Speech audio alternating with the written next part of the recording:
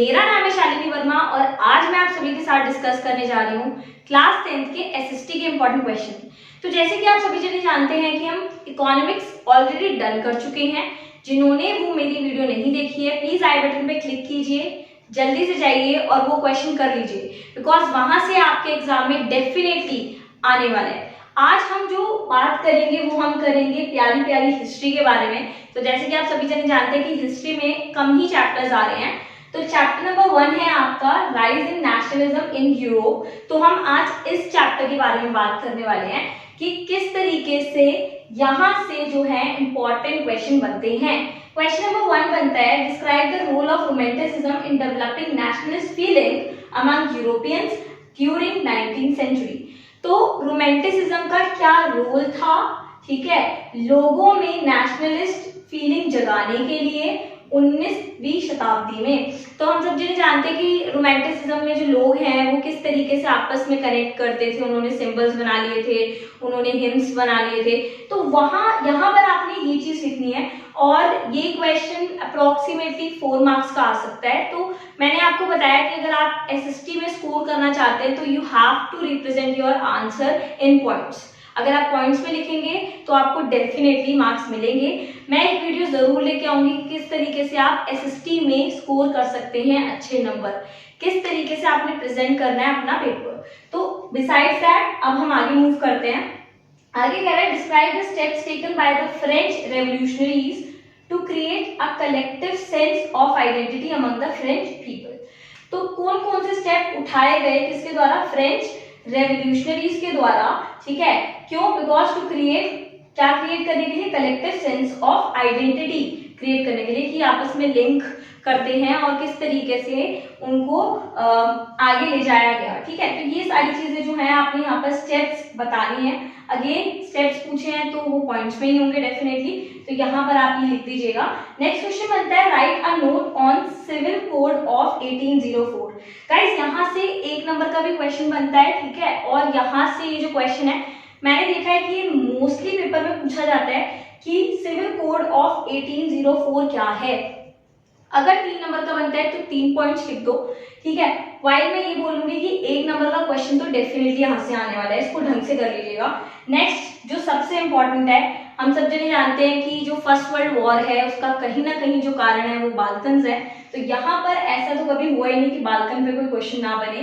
तो describe the explosive condition that prevailed in Balkans after 1871 in Europe. तो ये question आपको करना है बिकॉज ये एग्जाम में आता है। तो जितने भी क्वेश्चन यहाँ पर बताए जाएंगे वो आपको मोस्ट इंपॉर्टेंट ही बताए जाएंगे। नीचे आपको पीडीएफ जरूर मिल जाएगी, आप वहां से डायरेक्टली जाके भी डाउनलोड कर सकते हैं। अब हम इसी चैप्टर के आगे के इंपॉर्टेंट क्वेश्चन देखते हैं। नेक्स्ट क्वेश्चन की तरफ मूव करते हैं। Question number 5। क्वेश्चन नंबर 5 क्या कह रहा है, compare the views of liberal and conservative. तो हम सभी जने जानते हैं कि जो लिबरल्स हैं और जो कंजर्वेटिव है उनकी जो आइडियोलॉजीज थी वो अलग अलग थी। तो कैसे अलग थी वो आपने यहाँ पर लिखना है। नेक्स्ट क्वेश्चन नंबर 6 जो बनता है वो बनता है आपका यूनिफिकेशन के ऊपर। यूनिफिकेशन में हमने पढ़ रखा ऑलरेडी जर्मनी, इटली और ब्रिटेन के बारे में, राइट। लेकिन जो मोस्टली पूछा जा सकता है वो ये 2 में से एक तो डेफिनेटली आएगा। तो आप इस पे डेफिनेटली ध्यान दीजिए बिकॉज इंपॉर्टेंट है ये। Next for most important question 1 marks का भी आ सकता है और आने को तो 3 मार्क्स का भी आ सकता है, जो कि है आपका treaty of Vienna. So treaty of Vienna के बारे में आप जो भी चीजें जानते हैं, जितने भी पॉइंट्स जानते हैं, उनको यहाँ पर प्लीज इलैबोरेट कीजिए। लास्ट इस चैप्टर का जो क्वेश्चन बनता है वो है विजुअलाइजेशन ऑफ नेशन, जर्मेनिया, बेरेन एंड एलेग्री। तो यहाँ पर आपको टोटल 8 क्वेश्चन मैंने प्रोवाइड करे हैं चैप्टर नंबर 1 से। अगर आप ये कर लेंगे तो डेफिनेटली आप अपने एग्जाम में अच्छे मार्क्स स्कोर कर सकते हैं। अब हम नेक्स्ट चैप्टर की तरफ मूव करते हैं। सो गाइस नेक्स्ट चैप्टर की तरफ मूव करते हैं, चैप्टर नंबर 3 जिसका नाम है नेशनलिज्म इन इंडिया। तो यहाँ पर जो है हम इंपॉर्टेंट क्वेश्चन डिस्कस करेंगे इस चैप्टर से रिलेटेड। पहला इंपॉर्टेंट क्वेश्चन है differentiate between CDM, civil disobedience movement and non corporation movement. ये दोनों मूवमेंट अलग अलग हैं, किस तरीके से अलग हैं आपको पता होना चाहिए क्योंकि यहाँ से एक क्वेश्चन बनता है। फिर आएगा लिमिटेशन बताओ सिविल डिसोबीडियंस मूवमेंट की। ये दोनों क्वेश्चन कंबाइन होके भी आ सकते हैं। तो आपने यहाँ पर लिमिटेशन समझानी है किसकी, CDM की।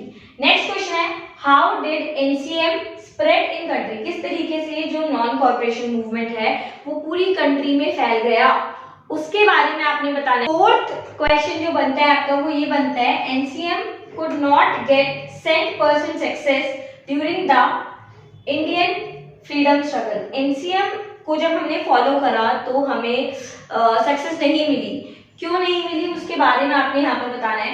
Next how was interpretation of Swaraj different for different group, किस तरीके से स्वराज का मतलब अलग अलग था अलग अलग लोगों के लिए, सबने अपने अकॉर्डिंग इंटरप्रिटेट कर लिया था स्वराज का मतलब। हम 6th क्वेश्चन पे मूव करते हैं। 6th क्वेश्चन कह रहे हैं explain the meaning of nation of Swaraj as preserved by the plantation worker, how did they respond to the call of NCM। तो यहाँ पर आपने मीनिंग बताना है किसका, नोशन ऑफ स्वराज का, और आपने बताना है किस तरीके से जो है इन्होंने प्रिजर्व करा बाय दी प्लांटेशन वर्कर। तो यहाँ पर आपने एक्सप्लेन करना है, प्लांटेशन वर्कर से रिलेटेड भी आप यहाँ पर चीजें लिखेंगे। अब नेक्स्ट क्वेश्चन की तरफ मूव करते हैं, रिमेनिंग क्वेश्चन की तरफ पढ़ते हैं। रिमेनिंग क्वेश्चन में जो है पहला question identify the 3 local issues in which Gandhi ji applied his techniques of Satyagraha in 1917, 1918, how were these issue resolved। तो यहाँ पर बताया था कि ऐसे कौन से 3 लोकल इशू हुए थे जिसमें गांधी जी ने अपना योगदान दिया था और उन तीनों इश्यूज को सॉल्व करा था। तो यहाँ पर आपने लिखना है 1917 से लेके 1918 में। तो हमने पढ़ा है कि ये है आपका केक मीन्स, बताइए जल्दी से, चंपारण, अहमदाबाद और खेड़ा, उनके बारे में बताना है यहाँ पर। नेक्स्ट है how did people belonging to different communities, region और language group develop a sense of collective belongingness in 19th century. किस तरीके से जो अलग अलग जाति धर्म के लोग थे फिर भी वो एक दूसरे के साथ यूनाइट कर गए, यानी कि एक हो गए, तो उनके बीच में कैसे वो सेंस ऑफ बिलोंगिंगनेस डेवलप हुई वो आपने बतानी है 19th सेंचुरी में।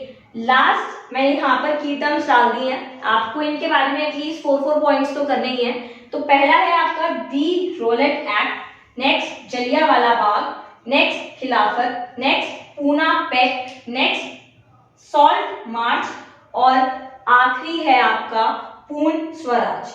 पूर्ण स्वराज क्या है उसके बारे में आपने बताना है। तो ये क्वेश्चन, ये चैप्टर यहीं पे फिनिश होता है।